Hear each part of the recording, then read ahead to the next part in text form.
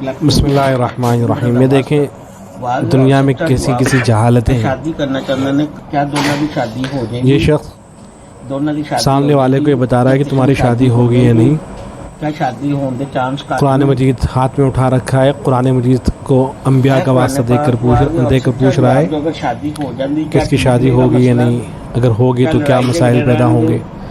تو قرآن مجید دوسری طرف گھوم رہا ہے، واضح اور سچا جواب جو تو اب یہ کہہ رہا ہے کہ نہیں تمہاری شادی نہیں ہو سکتی۔ شادی ہو جائے گی، شادی کے چانس بہت کٹ نے، شادی ہونے کے استغفر اللہ، قرآن مجید کا کیسے مذاق بنایا جا رہا ہے۔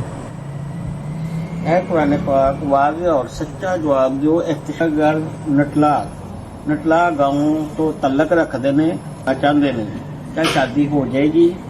کیا مشکل ہے شادی ہونا؟ مشکل ہے جی۔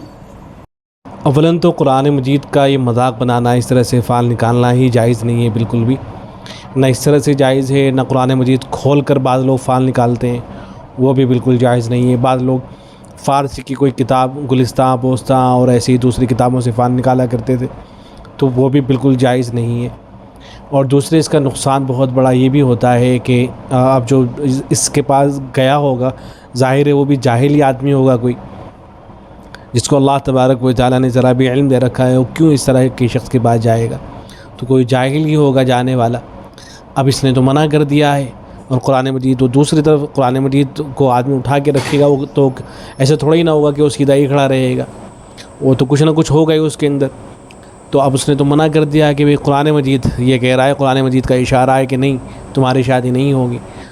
اب اگر آئندہ اس کی شادی ہو جاتی ہے اور شادی وہ صحیح چل جاتی ہے، تو اس کے تو قرآن مجید پر اعتماد باقی نہیں رہے گا، اس پر تو رہے گا نہیں، اس کے ساتھ ساتھ قرآن مجید کے بارے میں بھی وہ سوچے گا کہ بھئی قرآن مجید وہ بھی صحیح نہیں ہے، تو اس طرح سے اس آدمی کا جو ہے ایمان بھی باقی نہیں رہے گا۔ اسی لیے حدیث کے اندر اللہ کے نبی صلی اللہ علیہ وسلم نے ارشاد فرمایا ہے کہ من اتی عرافا او کاہنا فصدقہ بما یقول فقد کفر بما انزل علی محمد صلی اللہ علیہ وسلم، کہ اگر کوئی شخص کسی عراف یہی لوگ ہوتے ہیں جو آئندہ کی باتیں بتا رہے ہوتے ہیں، کسی عراف کے پاس آئے یا کسی کاہن کے پاس آئے، پھر اس کی تصدیق کر دے جو کچھ وہ کہتا ہے، تو اس نے اس کا انکار کر دیا جو نبی اکرم صلی اللہ علیہ وسلم پر نازل ہوا ہے۔ اور ایک روایت میں آیا ہے کہ ایسے شخص کی نمازیں 40 دن تک قبول نہیں ہوتی ہیں جو کسی عراف کے پاس چلا جاتا ہے۔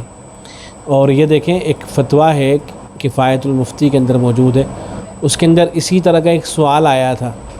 سوال یہ تھا کہ ایک لڑکے کے کچھ زیورات کسی نے اتار لیے، لوگوں کا خیال ایک شخص کی طرف گیا اور فال کلام مجید سے نکالی گئی، اور اسی شخص کا نام نکلا جس کی طرف خیال تھا۔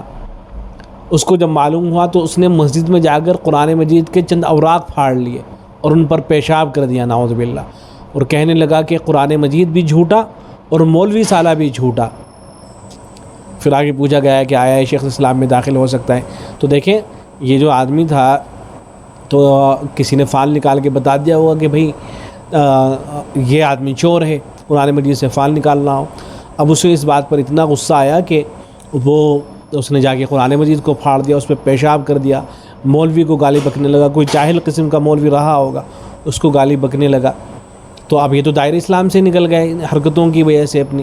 چنانچہ حضرت نے جواب میں لکھا کہ ساری باتیں لکھی، اور یہ بھی لکھا کہ یہ آدمی دائرہ اسلام سے خارج ہے، اس کو دوبارہ سے کلمہ پڑھنا چاہیے، اور اگر شادی ہو گئی ہے تو دوبارہ سے نکاح کرنا چاہیے، وہ ساری باتیں لکھی۔ تو یہ چیزیں آدمی کو کفر تک لے کر چلی جاتی ہیں۔